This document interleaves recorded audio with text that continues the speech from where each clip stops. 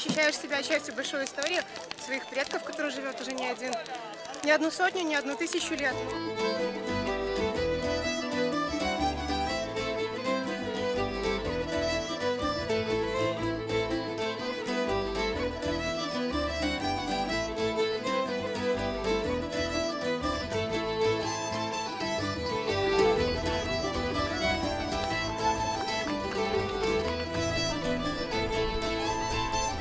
Uwielbiam jako dziewczynka płetłam wianki na łące.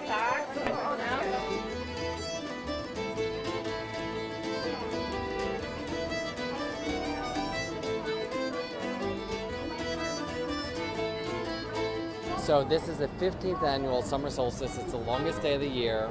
The sun is the highest point.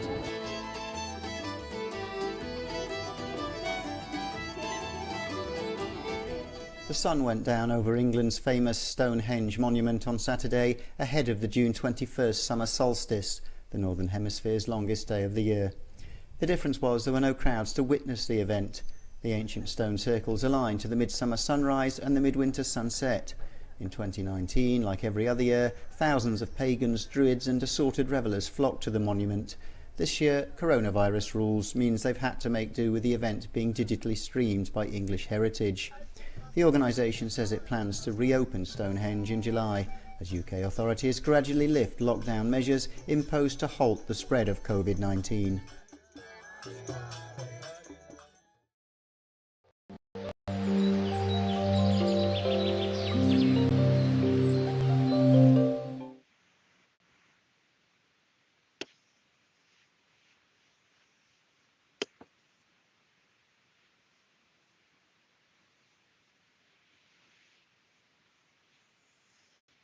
Okay, I'm not muted. Hopefully you heard me. I don't know. Jennifer, you look great. Happy summer solstice.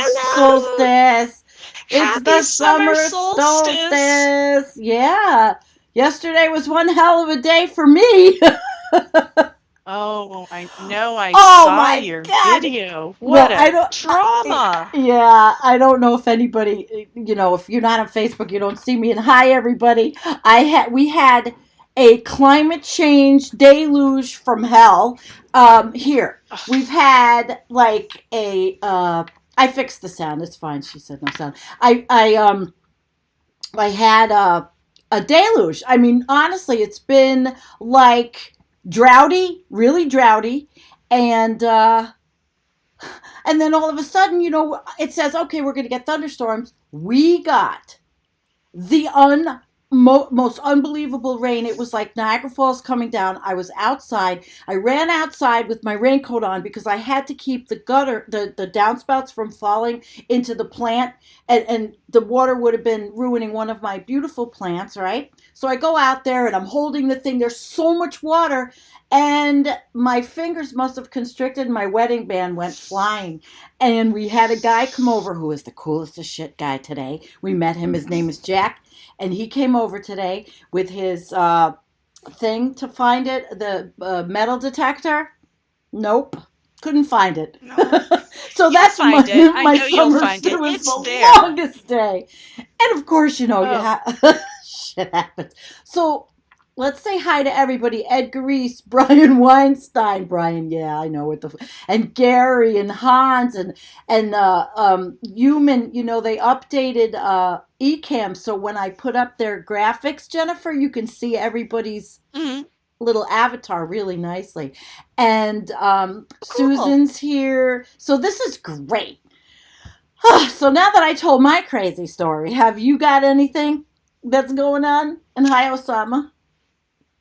Well, no, my life is remarkably uneventful and undramatic, and that's just fine with me. I'm sheltering in place, continue to quite happily, and I'm pretty excited about this show that we've got put together tonight. It's sort of a bit of a blend, but we're going to go up to the Arctic again because the Arctic is on fire. So we're going to basically be talking about how hot it's getting up there.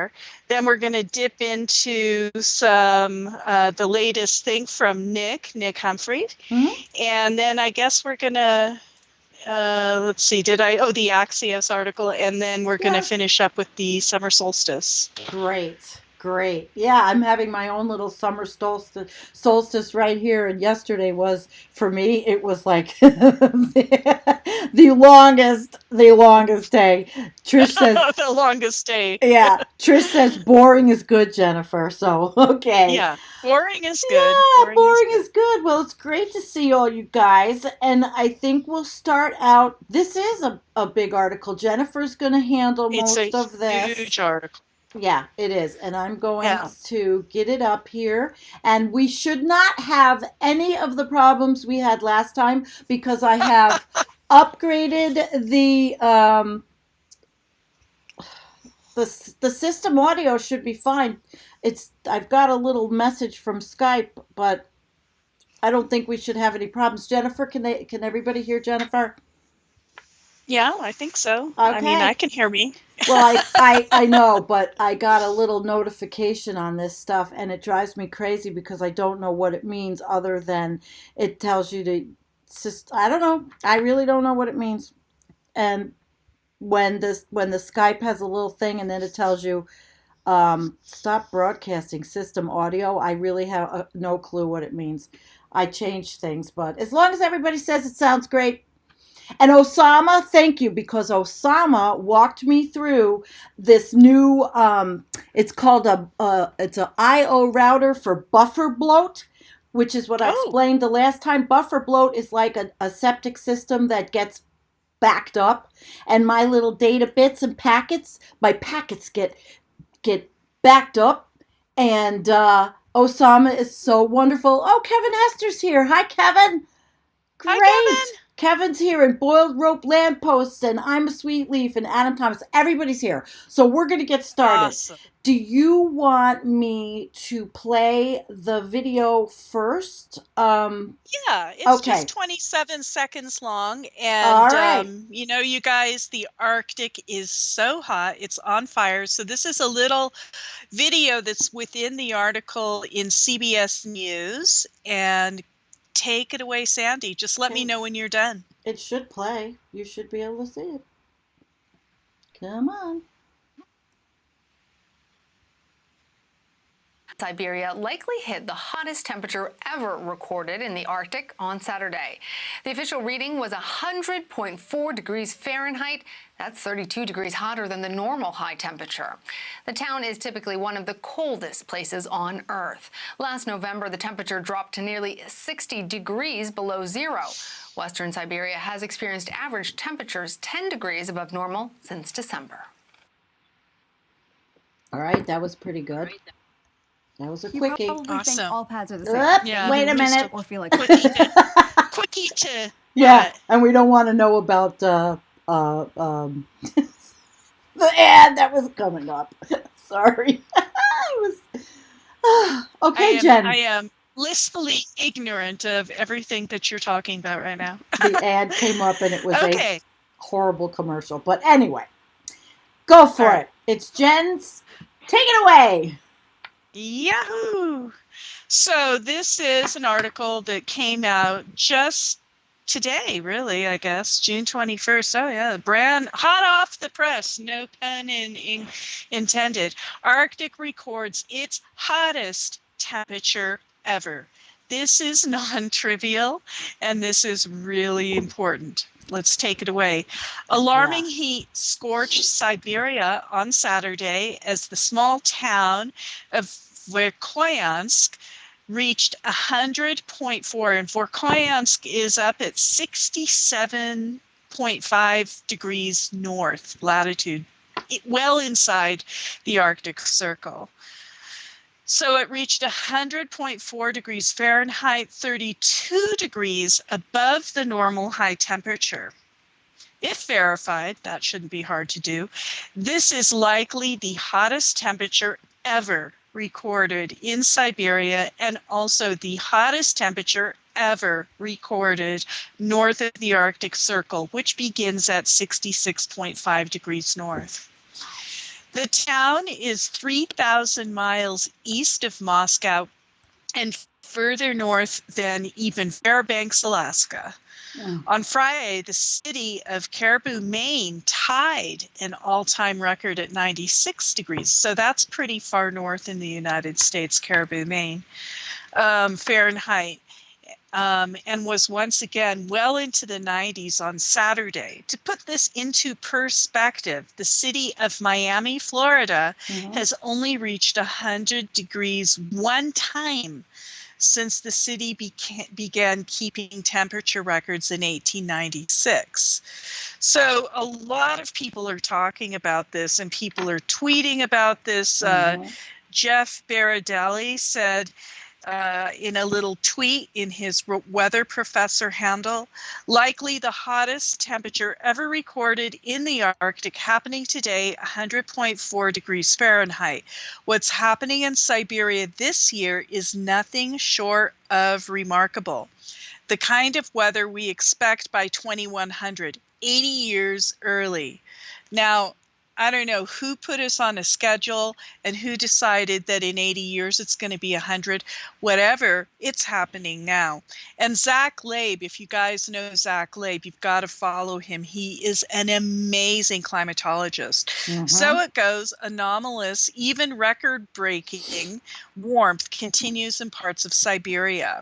So if you can just take a look at that little weather anomaly map, Sandy. It's the one that's kind of basically got a blister. You can see all around the Arctic Ocean on the land, right across from Greenland. So you go across from Greenland, across the Arctic, and then you see that land. That's Siberia.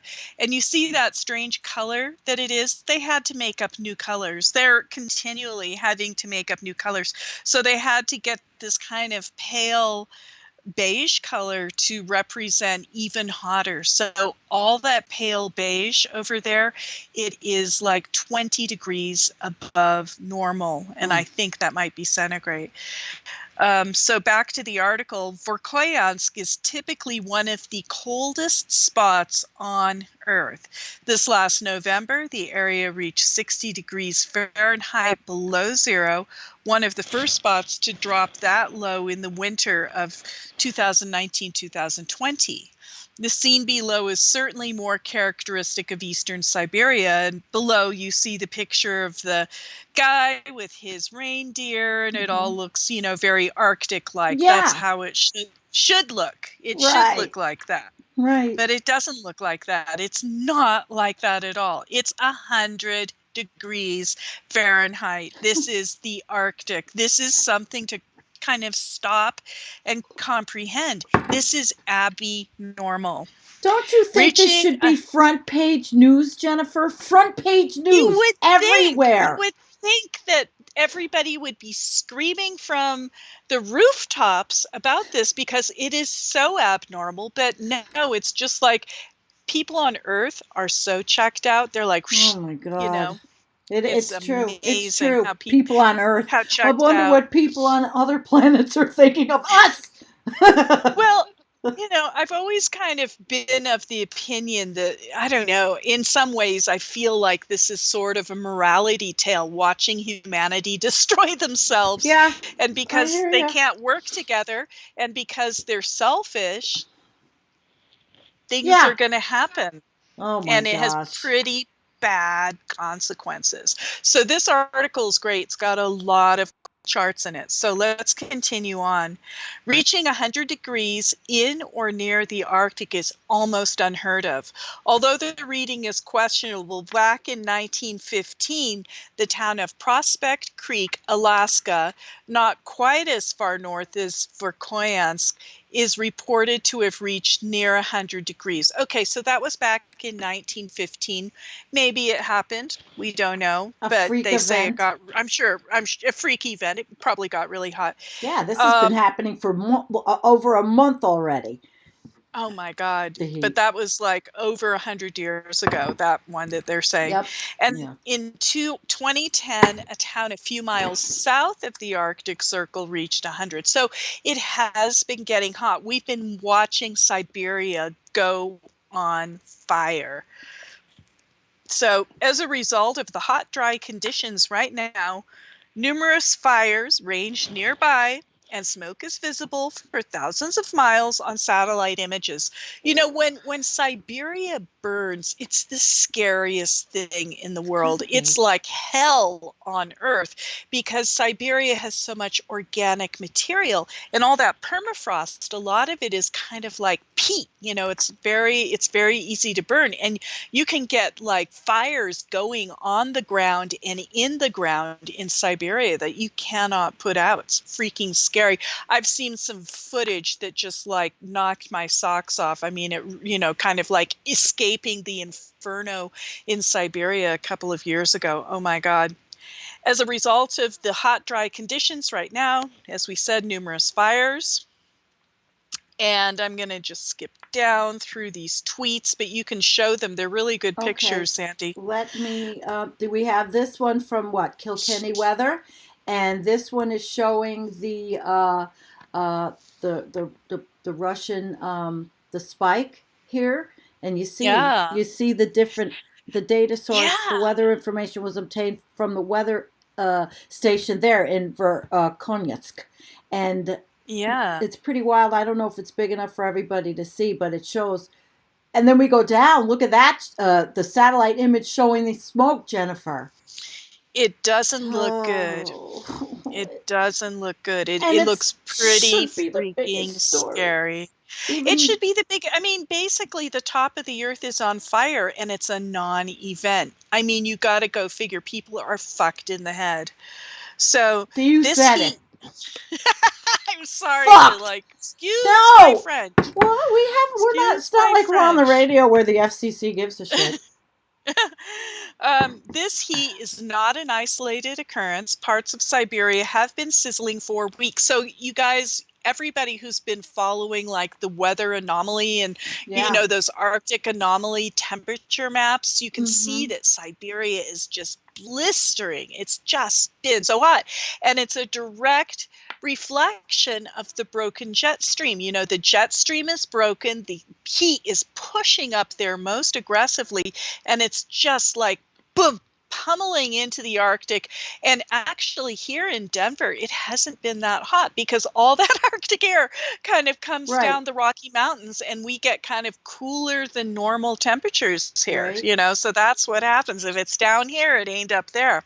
I don't know what we're getting, Jennifer. I don't know what we're getting from a drought. It seems to me like we're getting almost Florida, like rain. We had a little rain in the afternoon today, and to me, it's spooky as hell. It's just, it's spooky.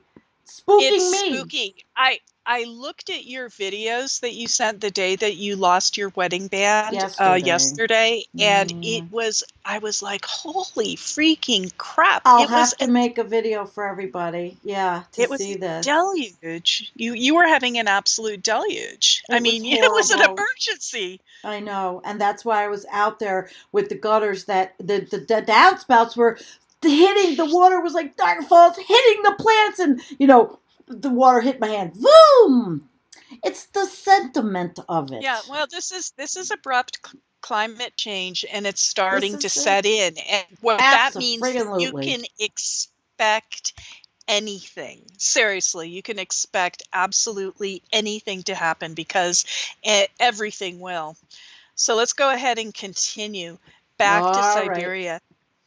May featured astonishing warmth in western Siberia, where some locales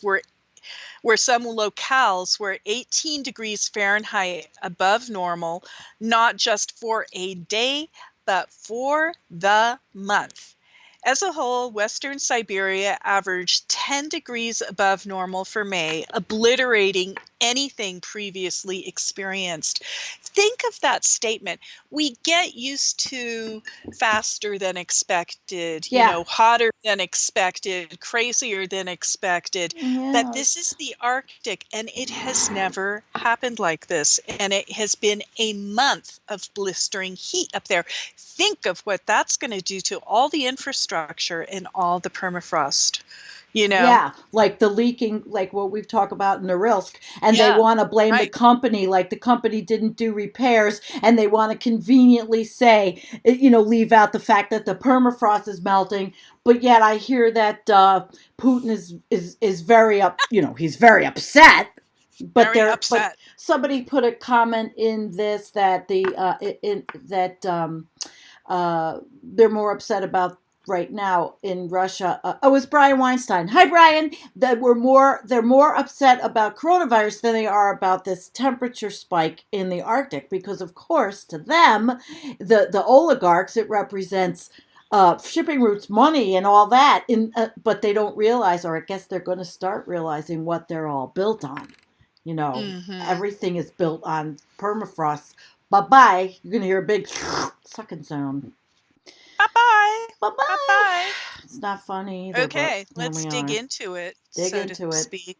All right. On May 23rd, so we're still talking about Mm-hmm. Siberia. Now we're going to talk about another town, and we're going to talk about last month.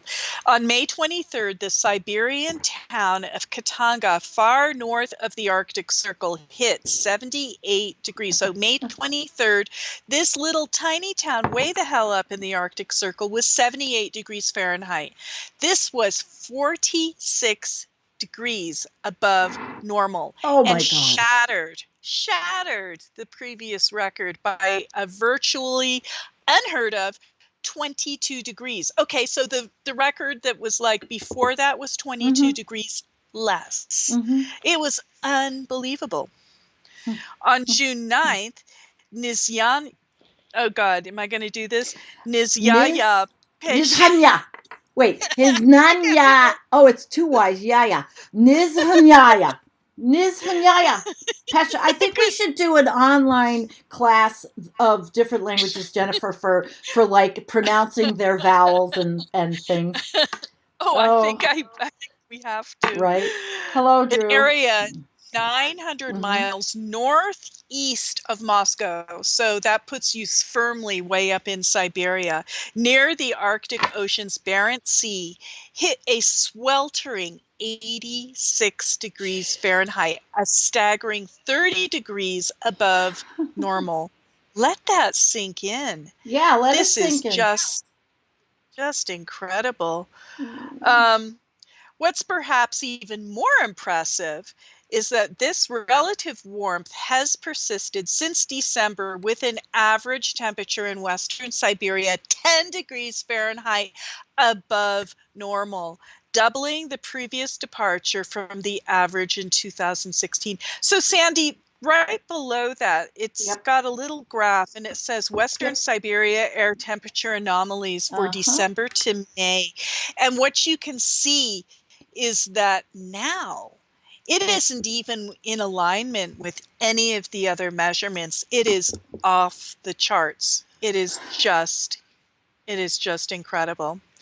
The average heat across Russia from Swear January to to cry. May is so remarkable that it matches what's projected to be normal by the year 2100. Well, clearly, might I say, there might be something possibly wrong with the models? Oh, do you think, Jennifer, that there's I something don't know. possibly wrong? Well, I think the models are quite. I think they don't want to stop using the 2100 because they'll fear people will get scared. Psychologically, they don't want Yeah, people to think it's going to affect them. It doesn't really have anything to do with my life. yeah, Oh, we're my gonna kid's stop life, but buying let's not everything. think about that too much. Let's have a little bit more cognitive dissonance and not think about it. There you go.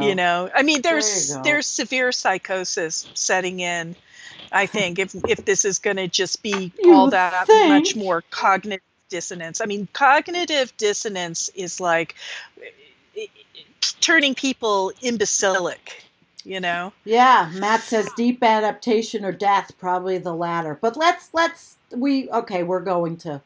Oh well, Yeah. and then Harley Canine says, considering that every model has been wrong, it is scary. All right, Jen, I'll let you go back.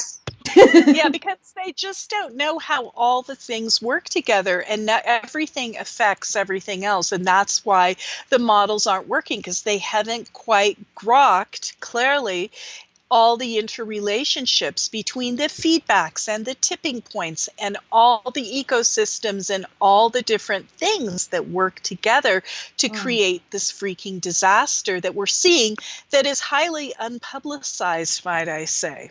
So let's go down to the image below. It's the blue one. Okay, let me get rid of, wait, let me get rid of this. And 2020 is just like, do you see that dot blue one, like where it says 2020? So this is just On the like graph? yeah, on the graph itself of the blue one, it's like 2020 is well outside the 2 standard deviations. It's not even on the charts of anything. Right. It's not even God, normal. it is. It's not normal. So this runs, just in case you guys cannot see the digits. This is a graph, this blue one that she's showing, that runs from 1850, which is after the start of the Industrial Revolution by about 100 years. But things hadn't really taken off yet until the present day. And then it has the projections to 2100. And it shows, well, by 2100, we'll be up, way up here. But we're up there now. That's the point. Okay, this is Flavio Leonard's Remarkable Event Indeed. That graph with the purple. Am I behind? Okay, good. Yeah. I want to make sure I'm on the right Yeah. thing. And now, Sandy, if you could scroll down to the next one, Absolutely. the one that has the graphic of the Earth, with the yellow and the red. Yep, now, we're there. Check. Okay, we can see there's one part of that graph that's really, really red, right? That's Siberia. That's up in the Arctic Circle. That whole blister of red is in Siberia. But consequently, also notice something else. Notice the United States and how all this Arctic air up from like British Columbia is pushing down, like it's keeping at least the Rocky Mountain region kind of cool. So, see how that works? And this is it's pushing the air mass from Siberia, it's pushing air masses where they shouldn't be, So the extreme events of recent years are due to a combination of natural weather patterns and human-caused climate change. The weather pattern giving rise to this heat wave is an incredibly stubborn ridge. That's what happens when the jet stream becomes elongated and deformed and stuck. You get these incredibly stubborn ridges of high pressure, a dome of heat which extends vertically upward through the atmosphere. So it's basically breaking the polar vortex in half. And we are reporting on this all as citizen scientists, by the way, because we really are citizen scientists. And I sent Jennifer a fabulous video on that, but we're not going to play it tonight, but it's on the Environmental Coffee House Facebook page if you want to see it. And it'll be in the notes after this. Yeah, absolutely. So I'm going to go ahead and continue, Sandy. The sweltering heat is forecast to remain in place for at least the next week, catapulting temperatures easily into the 90s in eastern Siberia. So there's a little graphic, Sandy. That's a little video, and it's kind of like a GIF that shows it kind of moves a little bit. It's on. Right. And the point of it is, so there's like this purple part, if you guys can see how this purple builds up right in the Siberian area. If you can see it, it's kind of like almost in the center of the picture. Mm-hmm. That's what they're talking about. There's this blistering heat up in the Arctic. But this heat wave cannot be viewed as an isolated weather pattern. Last summer, the town of Markuvinsa, a village in northern Sweden on the southern edge of the Arctic Circle, hit 94.6 degrees. Warming and drying of landscape is leading to unprecedented Arctic fires, with the summer of 2019 being the worst fire season on record. And Let we've that just sink in. started. We've just Let started. that sink in. Let it sink in is right. The worst fire season on record. I mean, open your eyes and you will see it. The world is falling apart and burning down before your very eyes. It's kind of an amazing time to be alive, worth witnessing. Due to the heat-trapping greenhouse gases that result from the burning of fossil fuels and feedback loops, we were talking about feedback loops, how things affect other things. Yes. The Arctic is warming at more than 2 times the average rate of the rest of the globe. The phenomenon is known as Arctic amplification, which is leading to the decline of sea ice and in some cases snow cover due to rapidly warming temperatures. Over the past 4 decades, sea ice volume has decreased by 50%. The lack of white ice 50%. And corresponding increase in dark ocean and land areas means that less light is reflected and more is absorbed, creating a feedback loop and heating the area disproportionately. So that's one type of feedback. That's called the albedo feedback, but there are a lot of other ones. I think we're feedback crazy. I mean, it's just like, I think what's going on where I am, even that there's some kind of feedback loop that happened, which I haven't had a chance to ask Nick about what happened here in the Northeast, but wild. And it was like lake effect deluge. It didn't rain everywhere around here. These were isolated, like lake effect bands that just broke up and went all over. It was insane. And it's not like, my basement for the first time leaked since I've been here. Yeah. I mean, it was just a clusterfuck of a summer solstice day. Even though I had a wonderful day with my vegetables. Oh, that's good at least. Yeah. Okay, we're about done with this article. I've got one more paragraph, but this article is pivotal. Yeah, Jeff's a great writer. Yeah, he's a great writer. As the average climate continues to heat up, extremes like the current heat wave will become more frequent and intensify. Scientists say there is only one way to dampen the impact of climate change, and that is to stop burning fossil fuels. Duh, I think we knew that one. But even if we stop burning, and how we're going to do it, I mean, we all know that's sort of a fallacy right now. But, it is. But it's going to happen eventually. If it's too late, but it's going to happen with technology. And I had Adam Soul on the other day. I don't know if you saw it, Jennifer, with his proposal for a platform for humanity, which is a computerized platform, and that we can everywhere, all over the world, put in our ideas for solutions for the 7th generations forward, like the indigenous people, for the children, and that it will use AI, artificial intelligence, for good, to calculate all of everybody's ideas to create a plan for the future. Wow. It was pretty wild stuff. Yeah, Adam it's very interesting, very interesting. And even though a lot of us say, "Oh, we're fucked, we're doomed, whatever."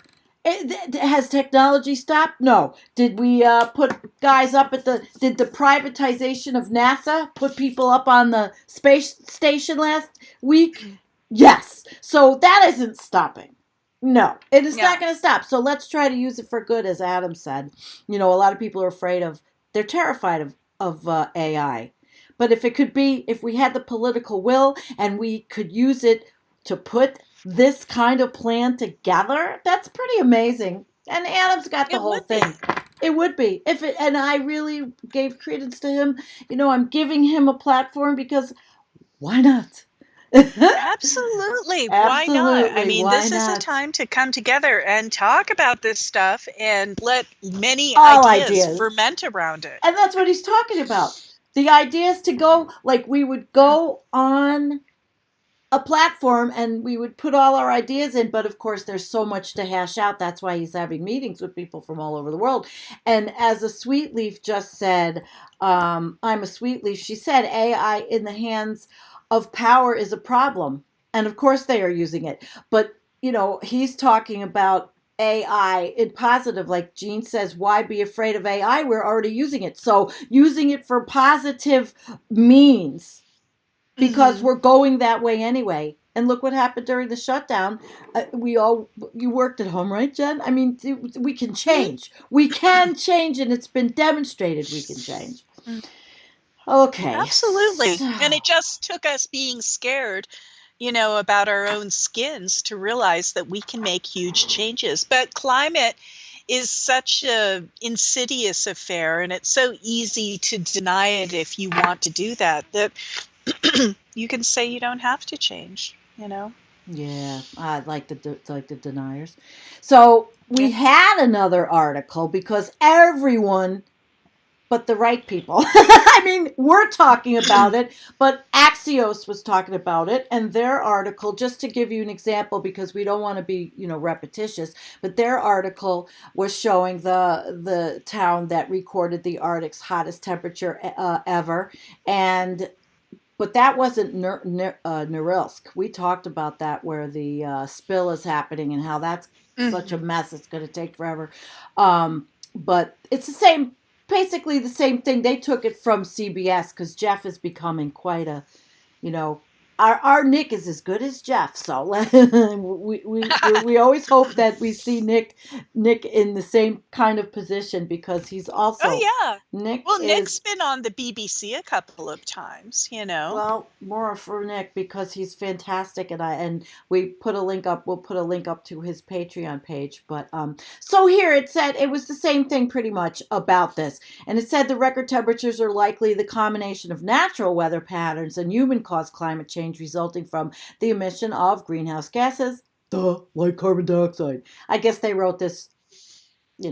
I mean, a lot of maybe people really, I guess, don't know it, Jennifer. I mean, I take it for granted that sometimes that people are as educated as we all are here, and we're educating you, but we hope to get out of this and bring people with us on this ride to teach them. That's what we're doing. That's why we're citizen scientists, But the fires, this article talked about the fires. It's pretty much a repeat of the CBS article. So we have another one, and this one is Nick's article.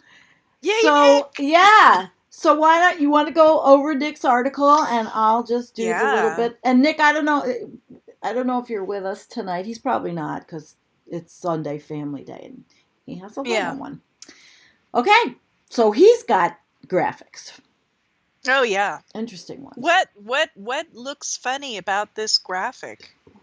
It's similar, but he's got, this was the relative to 1951 to the 1980 average. So you're looking at relativity on this one. Right. Yeah. It's the temperature anomaly map with the blistering hot of Siberia just roasting across. And he's got several graphics in here. He's got another one that's just red and white, Sandy. January to May 2020 temperature ranks. So this is a really powerful graphic, the red and the white one, because all those red parts are parts that have broken records, like hotter than ever.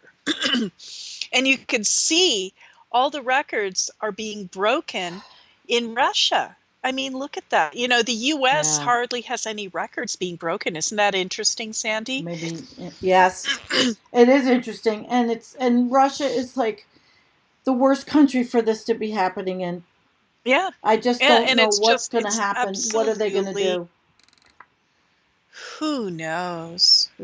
So we're on the slippery side of the slope right now on abrupt climate change. It's just going to get worse, unfortunately. Yeah. So he says January to May 2020 top 5 warmest and coldest temperature ranks. Note the widespread areas of the warmest or second warmest temperatures for the period across the planet with a large area of record high temperatures in Siberia.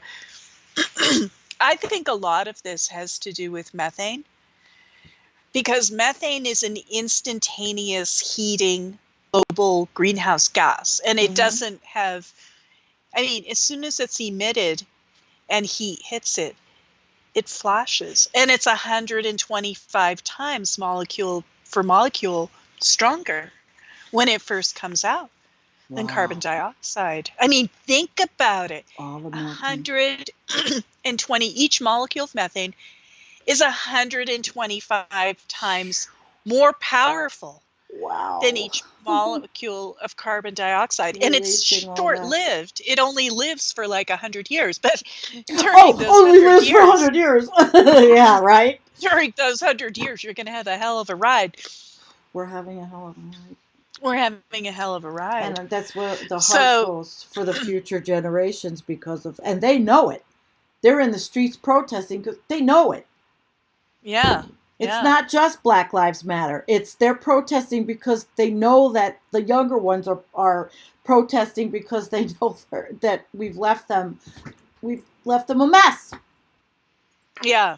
No. A mess. It's really a mess. It's really a mess.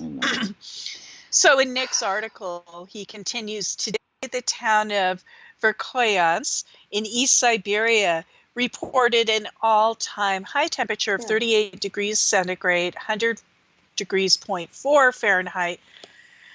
The community is located at a latitude of 67. This is like similar to what we were reading. And is also possibly the hottest temperature on record within the Arctic Circle. The hottest temperature on record within the Arctic Circle. Yeah, this is like a crisis. This should be totally front page news. Absolutely front page news. And the trickle effect of this is what's happening to the fauna and flora and plant animals and their habits, and all of the natural life up there is being altered. And we don't, maybe our next show will have to deal with what's happening with the natural world as a result of this. Yeah. Well, this is just, I mean, it's a little bit up in the Canadian archipelago, but this is actually a Siberian event. In the very, very north of Canada, up in those little islands up there, it's happening a little bit as the Arctic, as this thing goes haywire. But this is a Siberian event. And the Arctic sea ice graph is interesting, Sandy. I don't know if you see it. It's a little bit further down. I'm going to get it. Yeah. Okay, let's go past there. Oh, there we go. What do we have? We have the with the dots, everything, the Arctic heat wave. Which one would you like? The one that is the first one, Arctic heat wave, or the second one that's closer up, which actually you can see? Yeah, the Arctic sea ice graph, it's black, and it has like 4 or 5 colored lines on it. The 1980s, we're there. 1990s, the 2000s. You got it. The line to pay attention to is the yellow one. You are here now. So that's where we are, and the Arctic sea ice is going to continue to drop down until probably mid-September. So we'll have to see how we do. Guaranteed all this heat is going to melt ice. I mean, ice plus heat equals water.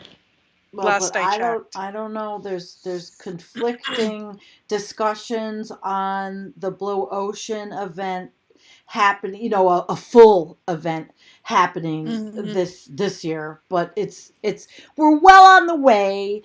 And I always like to say that basically we're already in that event. It's happening. It's just nobody's saying, "Oh, well, ding, it happened. We're there." It's because it's gradual, but it's right faster than previously expected. We're just there. Is there anything else you wanted to look at on Nick's? No, I think that that's pretty much it. We covered like all the Okay, graphs and, cool. what he put up, but he did a really good consolidation. He He had some does. excellent He graphics in there. does. So thank you, Nick. We Yeah. appreciate you. Shout out to Nick. So let's look at a couple of comments because we're going to segue. We know how serious this is. We don't have the follow up with the wildlife yet. That'll be another show. Okay, so what we'll do is bring up a couple of little comments. Trish says Nick says not this year. No, I didn't think it was this year either. But we're so like dangerously close. The Hey, volume is copy. get the volume of sea ice is getting less and less Greg, each you year. I come bet here. this year will Yeah, probably have the smallest volume right. of Somebody sea ice just so far. said, I got to bring this to your attention, Jen, because somebody Sure. said, and it's Greg, I had a great day today. I simply do not know why I continue to come here because we're not giving you the news that we can't cry. We're telling you what's happening in a way that we're presenting it where it is not where we want you to go out and feel horrible about life. We're informing you, but you have to continue living life because we are here until we're not. And yes, it Yeah. is. It can be. Oh, he didn't want me to respond to it, but I did. I did. Oh, well. Oh, and Yeah, let's I mean, see. that's true. I mean, if you don't look at this stuff, you probably will have a happier life because you can block it out and you can have a great day and you won't have to take this information on board. One is not better than another. It's a personal choice. I'm not saying that knowing all this stuff is necessarily the greatest thing, and it doesn't necessarily lead to the greatest life, but I think it's really important to look at this and to understand what the hell is actually Yeah, happening. and it is hard. But when you It is come, hard. and we try to present things with, I guess, a spoonful of sugar. Ah, As horrible as that, maybe that's really not the right analogy, but it's it is there. And every day the news is showing everything about politics and Donald Trump and what he did in Oklahoma and all the bullshit, and we want to bring you science and things that are not that.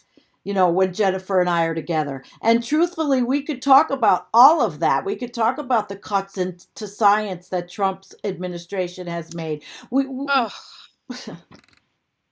so oh. much, but we're not. We're It's talking the about this. it's the dumbing. It's the strategic dumbing down and the attack on science in America, especially in the U.S. I would say. Well, yeah, Trish says she'd rather know, and that's why you guys are all here with us. But again, we woke up. We're here. I had a good day. I planted 4 tomato plants, big pots Yay! that are, yeah, and they're going to grow through this metal table, which the glass broke on the top. And so I'm going to have them grow and wind around the legs on the table. We're living, we're doing.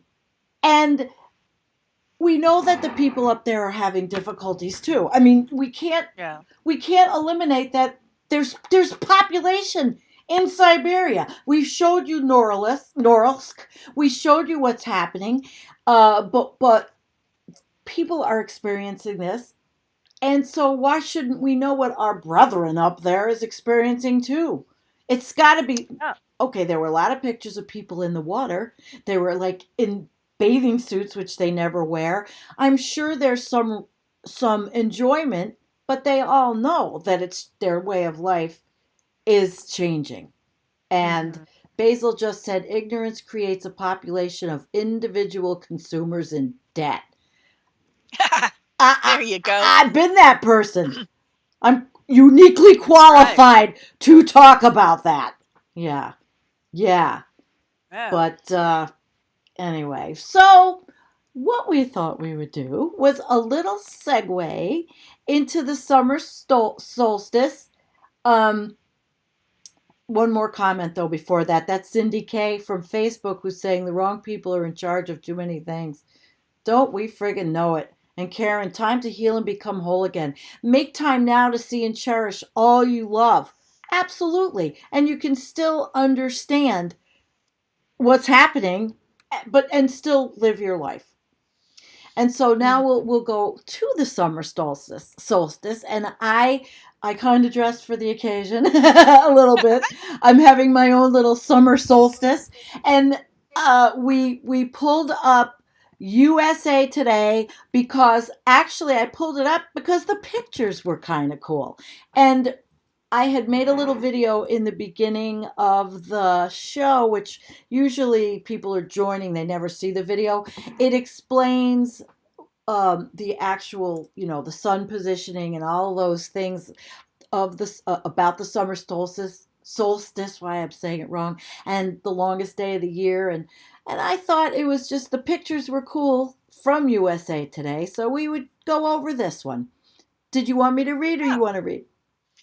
Yeah, you go for it. Okay, so this picture in particular was showing yesterday in the United Kingdom, and of course it's changed because of coronavirus, totally. But this is a picture of this is kind of like a stereotype, this guy with the beard, of what you think of at Stonehenge on June 20th, on the day of the summer solstice. And that's why I look like I look, because, man, there was a headset I would have loved to put on. I'm not a pagan or anything. I'm not anything. I'm just a person that thinks that all this is cool as hell. And if I had a body that could move, I would love to do yoga. I would love to do what the USA does. They have the yoga in Times Square. And here that we have a yoga fest not far from me.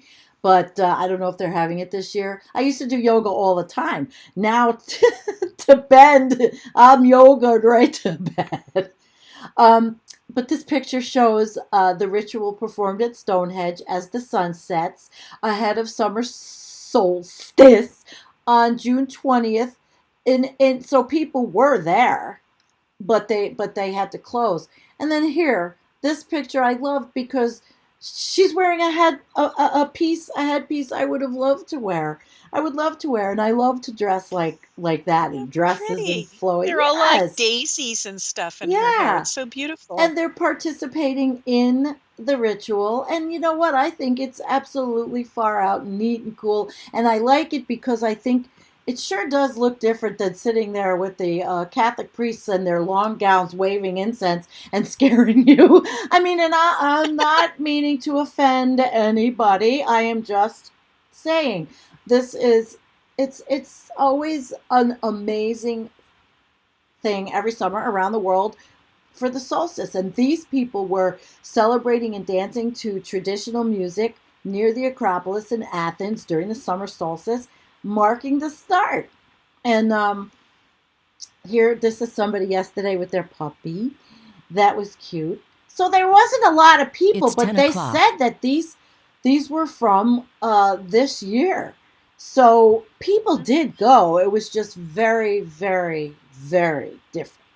And that's a general view of Stonehenge as the sun sets ahead of summer solstice. My daughter has been there, and I have not. Isn't that something?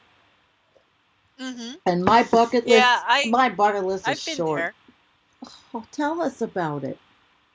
Oh, well, Jessica, my sister, and I had a summer couple of weeks. So, golly, I don't even know when this was. It was probably 10 or 15 years ago. And we just traveled throughout the summer country, kind of like that southwest England where all the crop circles are and Stonehenge. And, we went to all these great places and Stratford and saw plays. And it was just glorious. Nice. I think that's awesome that you got to do it. Stonehenge, I think Stonehenge is much older than people think. It wasn't built the same time as the pyramids? I don't know. The other side of the world? Anything I say will just be speculation and based on my own opinion and impressions. But it just, to me, feels very, very, very ancient, that Stonehenge place. Well, you were there. It really does. I've never seen it. Again, my bucket list it doesn't seem like I'm ever going to leave my property to see the glaciers and to see all these things. But the internet brings the world right to your fingertips, and it is an amazing time we live in with all of It these is. awful things, Jennifer. We have the amazing things. So Yeah. USA Today was just trying to bring a snippet because their audience is obviously not the same people that read, The Conversation or that read New York Times. So I have one more article Oh, before yeah, we please. go, and this one was the rituals and what longest day of year means across the world, from Stonehenge to shamanic ceremonies. And you see the ancient picture here of the shamanic ceremony on a summer solstice in Mongolia, and that held a particular cultural significance. Very cool, and you don't have to. I mean, you can be an atheist, you can be anything, but it's interesting to see this whole celebration every year. It commemorates the longest day of the year, as we know, also known as midsummer, and somewhat confusingly, the first day of summer. It has prompted fascination and celebration for many cultures since prehistory, which with many of these early rituals still existing today. So 2020, it fell yesterday, my awful day, but still, isn't it still part of today? I'm still into it, and it could be any date. See, between the 20th and the 22nd of the month, because it's tomorrow in other places. I mean, it's everywhere in the world is different. So this year, which obviously this is not a picture that I have up right now of this year, but it's cool as hell. Social distancing measures had to be in place this year to combat coronavirus. Well, so they didn't have much.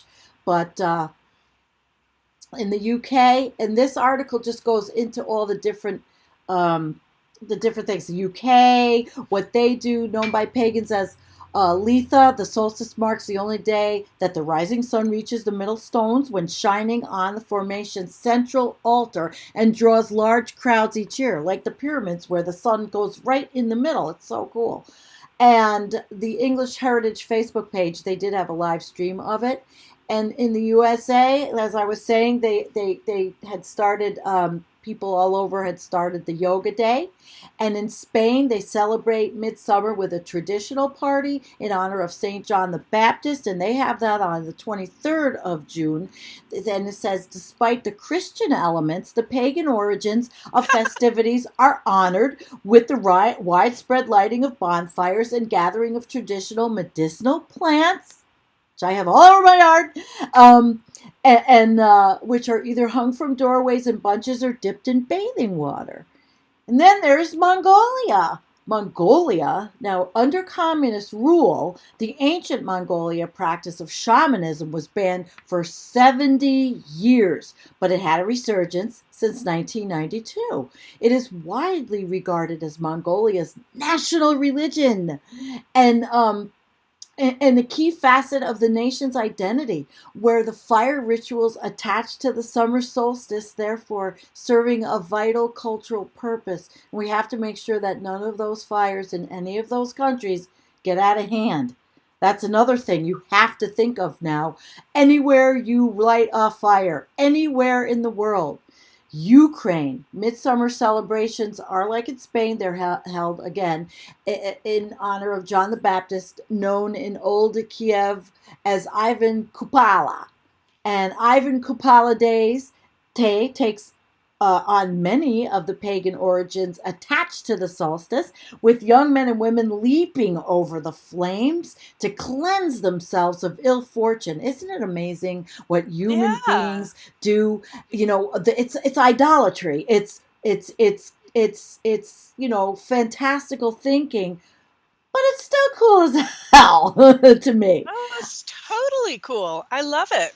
Sweden, although people in the UK, the maypole is more commonly seen in the month of May.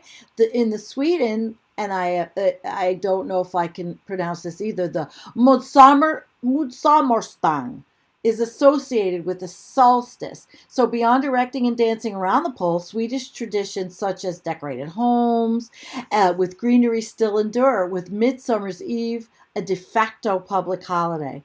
It's lovely. Finland, the summer solstice was originally known as Yukon Jula, after Finnish god Ukko, before it was rebranded under Christianity, as always, as Johannes, again, in honor of John the Baptist. So Christianity really did have a lot of, they took over. Again, though the pagan origins still shine through with bonfires by lakes and the sea, and more out-of-season maypoles amid days of celebration in a nation which, because of its location in the Arctic Circle, barely sees the sun go down at all. It had to be pretty wild with the heat and the sun, and the daylight for the people to be so hot up there. So hot. Wow. Mm-hmm. Wow. Yeah, and it's interesting that all this big heating event up in Siberia is happening right around the time of the summer solstice. It's just going to compound it because the sun is shining so much there anyway. And as these deep ridges, have set in and just like pulling all this heat into the Arctic, it just makes it all the more worse, Yeah. Into the yeah, I agree with you. We've got so many people that are commenting. Anthony said, "Are we living in the 21st century? So much for man's conquest of space. We're still living in the Middle Ages." Well, yeah, we're celebrating Middle Age idolatry. But does anybody have any questions? Harley said, "Thanks, Sandy and Jen. Have a great night and a week. He's got to get ready to go to work." And what I love about this updated version of eCam is that you can see everybody's little graphic. And so we see what Harley looks like with his wife. It's really cool. And Sandy's with us from Florida, who I know personally. And she said, it's all pretty fascinating. And Rich Diana, his idea of hopium was, well, it could have been a lot worse. I don't know. What do you think? When people say to me, it can get a lot worse, I'm not sure if I can even. Worse. Yeah, it's hard. That's a hard one. Yeah, but it's hard. We're going to have to stick together and keep doing these shows, Sandy, because life is changing. Absolutely. Yep. Sandy says, we're so disconnected from the earth as a species. And, Oh, Jean, you're going to put a picture on yours? She said she's going to put a picture on her so we can see her beautiful face. It's been fun. Yeah, it's been great. Even though, again, we're talking about awful news, it's just, it is what it is. We want to be in the know. We can celebrate still the summer solstice, and we can use any form of anything we want. If you want to go outside and dance naked in your yard, nobody can see you or anybody can see you, go ahead. If you want to put your hair in braids and look ridiculous, go ahead. Enjoy yourself. Absolutely enjoy yourself. What the heck do we have to lose by enjoying ourselves? Every little thing, Jennifer. Life is short, and we just have to appreciate all these moments in this very, very special time that we're living in, and be the witnesses, and help others as they come into this realization of abrupt climate change and what's happening. Yeah. And next week we'll come back together. Tuesday I've got Antonio with me, and we're going to do our environmental racism part 2. I did part 1, and I never know what the rest of anything holds. It comes up as it comes, and then next week, I suppose we could follow up with the effects on the natural world up there. And what do you think? I think everybody would like to know. I think that's always good. Yeah. People would like to know what's happening in the animal world. People would like to know what's, current events in that area. Definitely. Okay. All right. And everybody liked my comment. Ed said, "Why would this be the only day of the year I didn't go outdoors naked?" Well, you can live somewhere I can too, but you know what? It's. Oh, and Jean says this time is perfect for the show. Sandy, selfishly, yeah. Okay. Well then, Jennifer, it's okay. And Sunday night is working. I think it's good for the summer. And what do you think? Yeah. Yeah. No, I think we had a complete wrap up, and I really enjoyed talking about the summer solstice. And All right. of course, it's summer solstice here. I'd like to acknowledge it's not summer solstice in the southern hemisphere. It's winter solstice. Yep. Upside down. Yeah. Well, I guess for the end here, I can do what I always do, even though it makes everything look longer. But for those of you that didn't see the little video, I just threw something together just to explain the summer solstice. And if you'd like, I'll play it, and then you guys can continue having your little conversation and chat until that. And we will say goodnight and thank you all. Warren jumped in from Florida. Hi, Florida. Warren, we're wishing you all well. We know what's going on down there. Everybody stay healthy. Wear your mask out there for other people, if not for yourself. And everybody, thank you so much. We really love you guys. And Jennifer and I will see you together next Saturday. I mean, Sunday. Yeah. Oh! See, I Next screwed Sunday. it up already. This is Sunday Night Live. We're I now know. Sunday This Night is Live. Sunday. Yep, I messed it up already. All right, guys. Peace out. Okay. Good night. Peace. Unity sign. Oh, that's right. Yeah. From your hearts. We love you.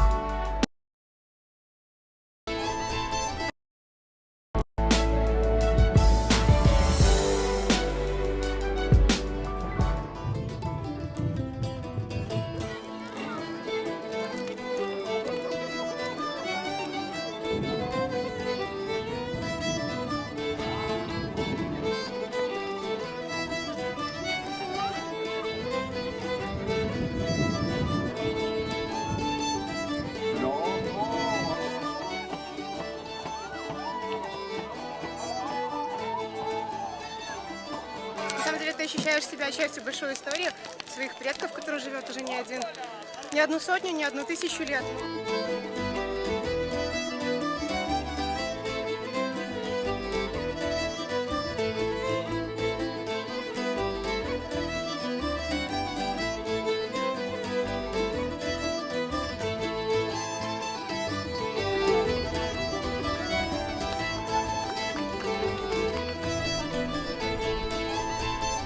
Uwielbiam jako dziewczynka pletłam wianki na łące.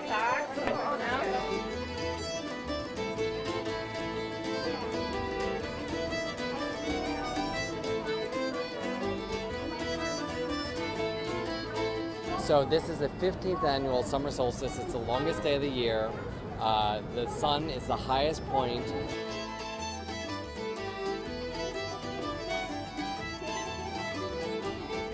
The sun went down over England's famous Stonehenge monument on Saturday ahead of the June 21st summer solstice, the Northern Hemisphere's longest day of the year. The difference was there were no crowds to witness the event. The ancient stone circles aligned to the midsummer sunrise and the midwinter sunset. In 2019, like every other year, thousands of pagans, druids and assorted revellers flocked to the monument. This year, coronavirus rules means they've had to make do with the event being digitally streamed by English Heritage.